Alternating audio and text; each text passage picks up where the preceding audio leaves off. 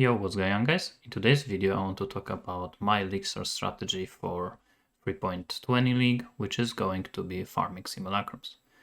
And this is a strategy that I've used multiple times in the past and it never disappointed me. You can actually check my channel and you're gonna find multiple videos of me doing this strategy in the past, and you're gonna see that pretty much always I was able to farm around 2 mirrors within the first week of the league. So in today's video, I want to go through every step of this strategy. So starting from day 1 up to probably around week in, so like day 7. But I want to quickly mention that this strategy is definitely not for everyone, because it does include Simulacrum and Endless Heist, and both of these things are definitely pretty boring for most of the people, and I can definitely tell you that there have been some people that tried this strategy and after doing few simulacrums they gave up. So yeah, again, this is not for everyone, which actually makes this strategy more profitable for us, the people that do want to do it and do enjoy doing simulacrums, because that basically means less people do it, so it is more profitable. So let's start with the day 1, which is basically leveling. So I am gonna be playing Toxic Rain and all the way through, so starting at level 1 up to farming even wave 30 simulacrums. And the reason why I am going for Toxic Rain I am gonna explain later. But you're gonna level up with Toxic Rain. Probably for me it takes around 4.5 hours to finish the campaign. I've seen some people doing it around 4 hours, even a shorter amount of time, but 4.5 hours is good enough. Even 5 hours is fine. And in fact, I'm actually not gonna even finish the campaign, because I'm just gonna go up to Merciless Lab, so just finish the Merc Lab and then go for Endless Heist. Also, you want to start buying the contracts from the harbor when you get at level 60, because that's when you can start doing Chaos Recipe. And I'm gonna be doing only demolition and lockpicking contracts. Sometimes, if I might have to, I'm also gonna do brute force because I want to level up the Tibbs, because that's the guy I'm gonna be using for demolition. And you actually can't get level 5 with Tibbs in demolition, only in brute force. So if you want to have him level 5, you actually have to also do brute forces, only like a little bit of them. And also, if I have to, I'm also gonna be doing deception and counter thaumaturgy, because they are also decent in terms of the rewards. But I'm gonna be focusing on just demolition and lockpicking.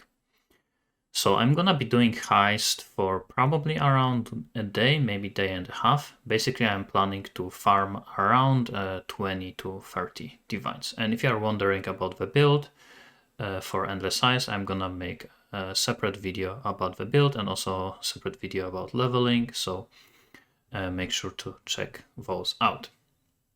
And I'm gonna be playing as a Raider, because Raider is just very nice for Endless Heist because it's super fast.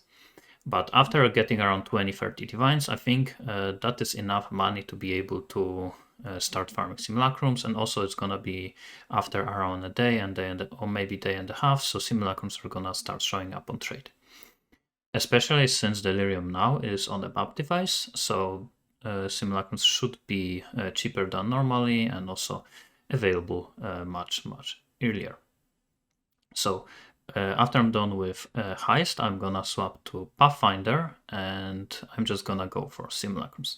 So one question you might have at this point is how you're gonna level up. If you're gonna do Heist, you're just gonna be around level 60, maybe 70.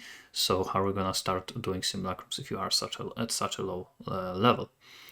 And the answer is simple. I'm just gonna level up in simulacrums, because simulacrums actually, like, first 15 waves are super easy. Even if you're gonna be level 70, you're still gonna be able to do them. And I actually tried it last time. So when I did the strategy last time was like 2 weeks ago, and I was getting around 3 to 4 levels just from doing first 15 waves. So in around like 5 simulacrums, I reached around level 90, maybe like 88, 89.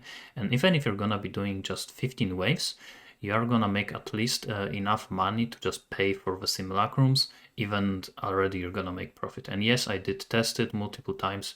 2 leagues ago. Obviously, economy is gonna be different this time, so every time I'm gonna be doing it, I'm still gonna be testing it.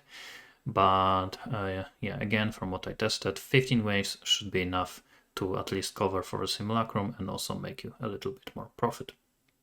So after I'm gonna reach like level 90, then I'm just gonna be able to farm probably around 18, maybe 20 waves.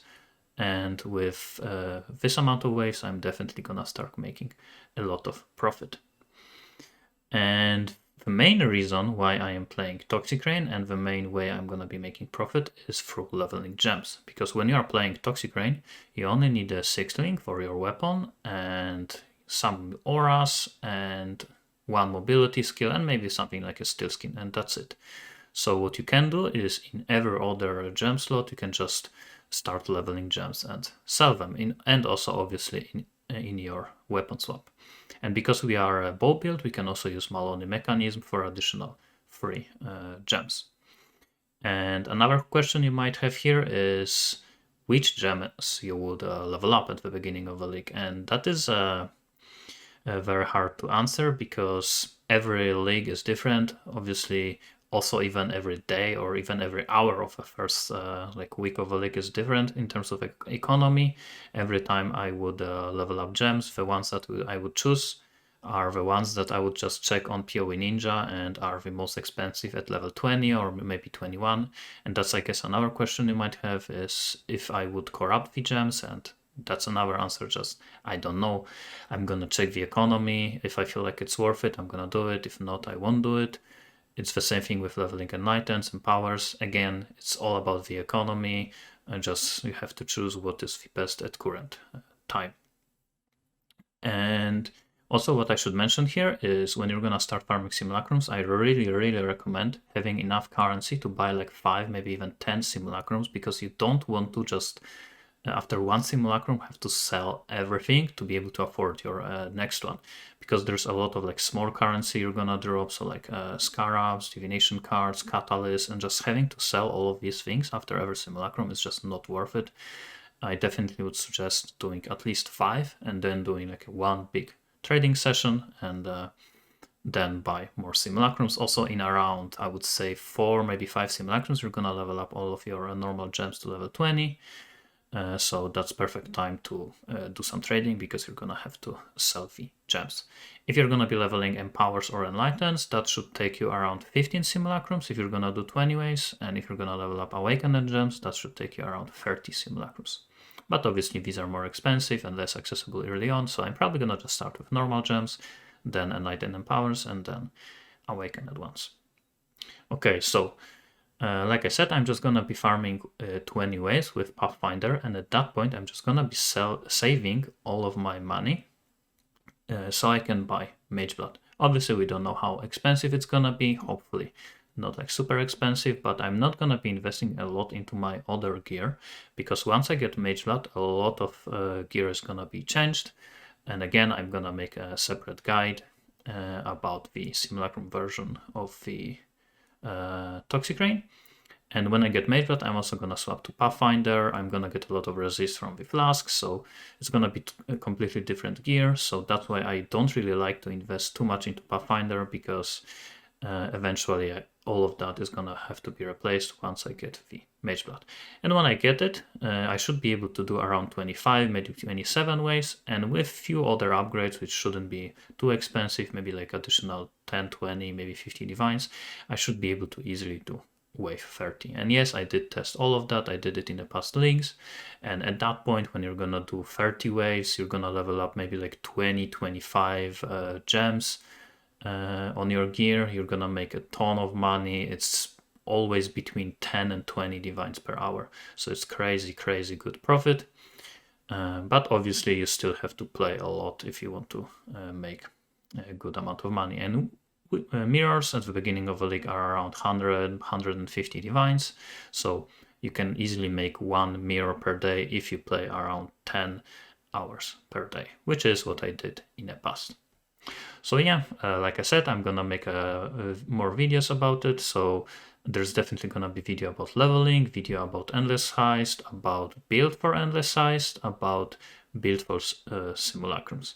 So these are videos that I have planned so far, so make sure to check those out if you are interested in the strategy, of course. But for this video, that's gonna be it. Thanks for watching and see you next time.